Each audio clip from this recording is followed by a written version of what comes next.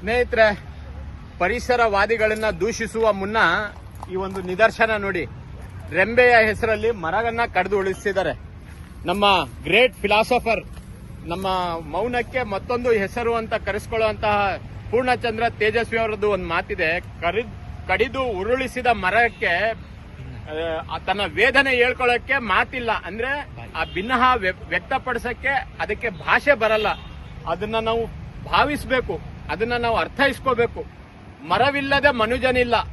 ಮರ ಕಡಿದರೆ ಮನುಜನಿಗೆ ಮರಣ ಬಿಟ್ಟರೆ ಬೇರೆ ಗತಿ ಇಲ್ಲ. ಆದಷ್ಟು ಬೇಗ ಸಾಯ್ತೀವಿ. ಯಾಕೆ ಹೇಳಿ?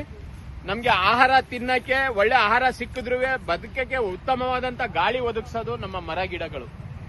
ನಾವು ಆಕ್ಸಿಜನ್ ದುಡ್ಡು ಕೊಟ್ಟು ಖರೀದಿ ಮಾಡೋಂಗಿದ್ದಿದ್ರೆ ಮರಗಳನ್ನ ಯಾವ ಹಂತದಲ್ಲಿ ನೋಡ್ತಿದ್ವಿ? ಆಕ್ಚುಲಿ ಹೇಳ್ಬೇಕು ಅಂದ್ರೆ ನಮ್ಮ ದೇಶದಲ್ಲಿ ಮರಗಳನ್ನ ಪೂಜೆ ಮಾಡ್ತೀವಿ. ವೃಕ್ಷರಾಜ ಹಳ್ಳಿ ಮರನ ಪೂಜೆ ಮಾಡ್ತೀವಿ, ಆದ್ರೆ ಮರಗಳನ್ನ ನಾವೇ ಕಡಿತೀವಿ. ಬೇರೆ ದೇಶಗಳು ಮರಗಳನ್ನ ಪೂಜೆ ಮಾಡದೇ ಇದ್ರು ಒಂದು ರೋಡ್ ಮಾಡ್ಬೇಕಾದ್ರೂ ಆ ಮರಗಳನ್ನ ತಗೊಂಡೋಗಿ ಇನ್ನೊಂದ್ ಕಡೆ ಸ್ಥಳಾಂತರ ಮಾಡಿ ಪ್ರಗತಿ ಮಾಡ್ತಾರೆ.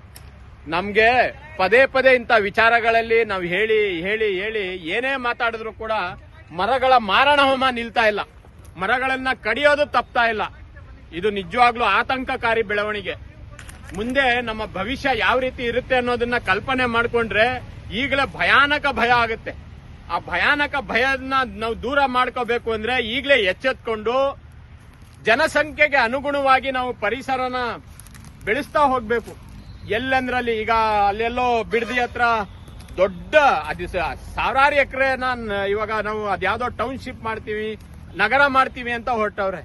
ಇವೆಲ್ಲ ನೋಡ್ತಾ ಇದ್ರೆ ಪರಿಸರವಾದಿಗಳಿಗೆ ಬರ್ತಕ್ಕಂತಹ ಒಂದು ಭಯದ ಒಂದು ಭಾವನೆ ಇದೆಯಲ್ಲ, ಅದನ್ನ ಹೋಗ್ಲಾಡಿಸಕ್ಕೆ ಭಗವಂತನೇ ಏನಾದ್ರೂ ಒಂದು ದಾರಿ ತೋರ್ಬೇಕು.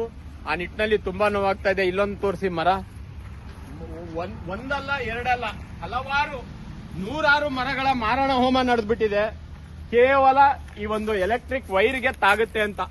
ಅಲ್ಲ ರೀ, ಇಷ್ಟೊಂದು ಪ್ರಗತಿ ಹೊಂದ್ತಾ ಇದ್ದೀರಾ, ಮರದ ನಡುವೆ ಬರ್ತಕ್ಕಂತ ಎಲೆಕ್ಟ್ರಿಕ್ ವೈರ್ಗೆ ಪರ್ಯಾಯ ಮಾರ್ಗ ಕಂಡಿಡ್ಕೊಂಡು ಆ ಮರಗಳನ್ನ ಕಡಿಯುವಂತದಕ್ಕೆ ಏನಾದ್ರೂ ಒಂದು ಮಾರ್ಗ ಕಂಡಿಡಿಯಕ್ ಆಗಲ್ವಾ? ಇಷ್ಟೊಂದು ತಂತ್ರಜ್ಞಾನ ಆವಿಷ್ಕಾರಗಳನ್ನ ನಡೀತಾ ಇದೆ. ವಿದ್ಯುತ್ತನ್ನ ನಾವು ನಿಯಂತ್ರಣ ಮಾಡಕ್ಕೆ ಮರಗಳ ನಾಶ ಬೇಕಾ? ಮರಗಳನ್ನ ಕಡಿಬೇಕಾ? ಈ ಕಡಿಯೋದ್ರಿಂದಾನೇ ನಿಮ್ಗೆ ಆ ಒಂದು ವಿದ್ಯುತ್ ಸಂಪರ್ಕನ ಉತ್ತಮಗೊಳಿಸಕ್ ಸಾಧ್ಯನಾ? ಏನಾದ್ರೂ ಒಂದು ಹೊಸ ವಿಧಾನ ಮಾರ್ಗ ಕಂಡಿಡೀರಿ. ಆ ಯೋಜನೆ ಈ ಯೋಜನೆ ಅಂತ ದುಂದು ವೆಚ್ಚಕ್ಕೆಲ್ಲ ದುಡ್ಡು ಖರ್ಚು ಮಾಡೋ ಬದಲು ಪರಿಸರ ಉಳಿಸೋದಕ್ಕೂ ಒಂದ್ ಸ್ವಲ್ಪ ದುಡ್ಡನ್ನ ವ್ಯಯಿಸಿ. ದಯವಿಟ್ಟು ಇದು ಹೇಳ್ತಾ ಹೋದ್ರೆ ತುಂಬಾ ಉದ್ದುದ್ದ ಹೇಳ್ಬಹುದು. ಅರ್ಥ ಒಂದೇ, ಗಿಡ ಮರನ್ನ ಉಳಿಸಿ, ಪ್ರಕೃತಿಯನ್ನ ಕಾಪಾಡಿ, ಅದು ನಮ್ಮನ್ನ ಕಾಪಾಡುತ್ತೆ, ನಮ್ಮ ಮಕ್ಕಳನ್ನ ಕಾಪಾಡುತ್ತೆ ಅಂತ ಹೇಳ್ತೀನಿ. ಧನ್ಯವಾದಗಳು.